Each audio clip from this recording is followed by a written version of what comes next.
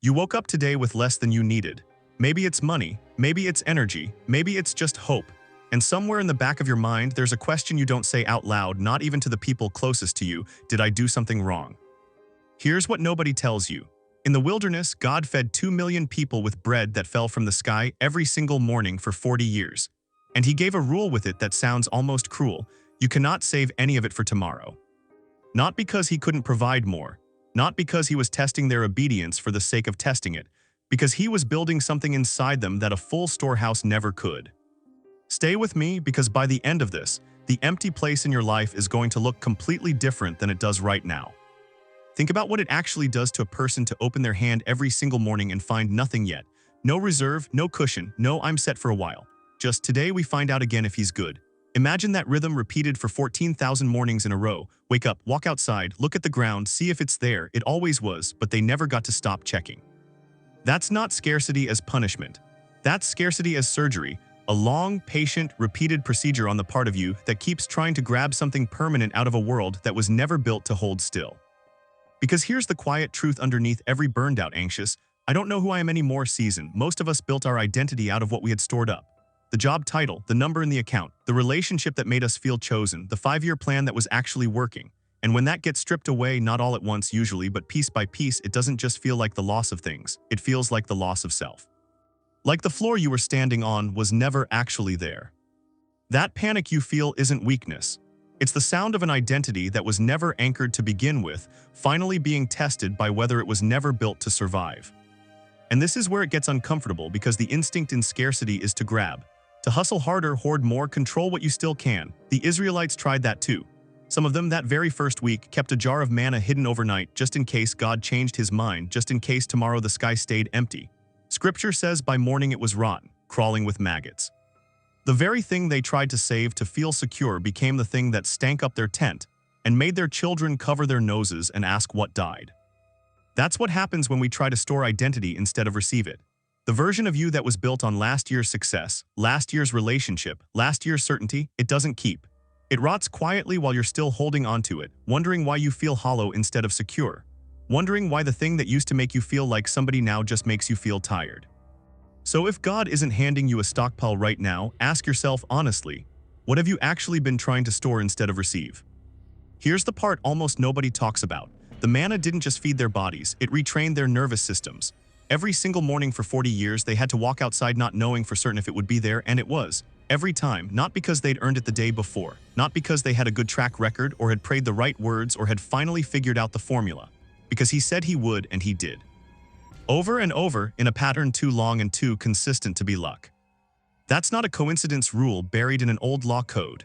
That's a 40-year identity rebuild one morning at a time, engineered into the actual biology of hunger. And this changes everything about the season you're in right now. Because if scarcity were just punishment, God would have designed people to need provision once, get it, keep it, move on with their lives. Instead, he built human beings, and this is where it turns almost physical, almost uncomfortable to sit with, to need bread daily. Hunger doesn't wait until you feel spiritually ready for it. It doesn't check your calendar or your mood. It comes back on schedule, whether you like it or not, whether you've grown enough yet or not.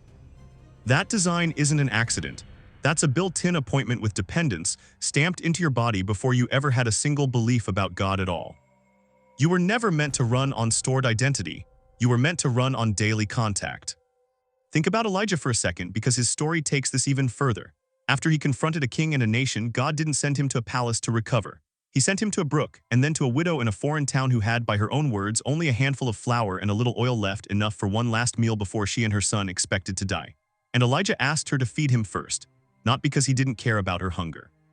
Because God was about to show both of them the same lesson the wilderness generation learned with the manna. The jar of flour did not run dry. The jug of oil did not run out. Not because it filled up all at once and she could finally relax. Because every single day it was exactly enough, and not one drop more than she needed to trust him again tomorrow. She never got a full pantry. She got a daily miracle disguised as barely enough. And so did the widow's neighbors, who probably assumed she'd finally caught a break, never knowing that break kept needing to happen every single morning, invisible to everyone but her and God. Here's the turn, and I want you to actually sit with this one instead of letting it pass by. What if the thing you've been calling the season where everything fell apart is actually the only season honest enough to show you what you were really standing on the whole time? Because when the money was there, you didn't have to ask if you were secure, you just assumed it. When the relationship was steady, you didn't have to ask if you were loved, you just assumed it.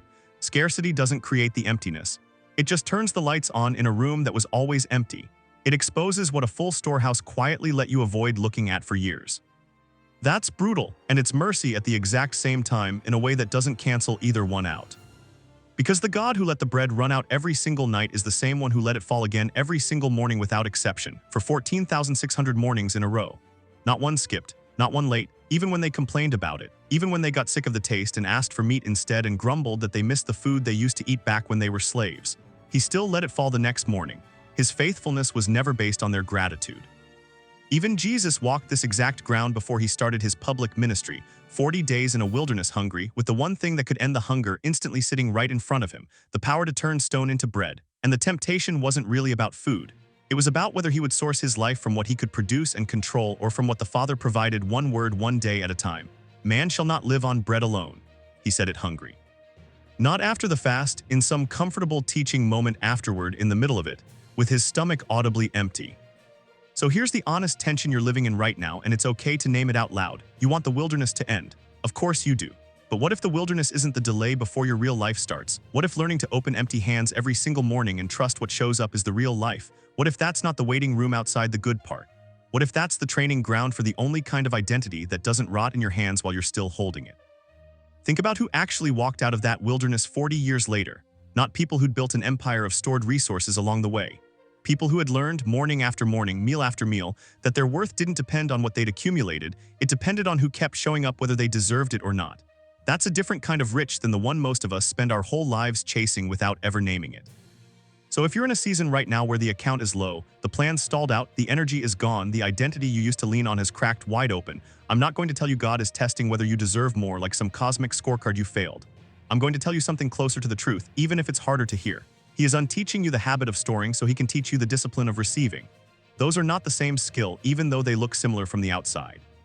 Most of us have only ever practiced the first one, our whole lives, without knowing there was a second one we'd never even attempted.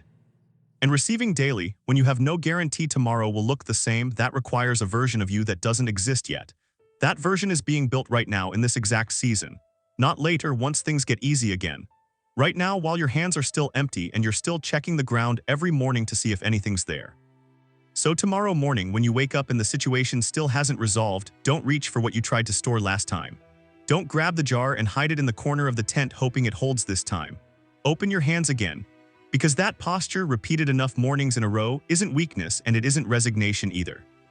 It's the only identity that was ever built to last through every kind of weather, including this one.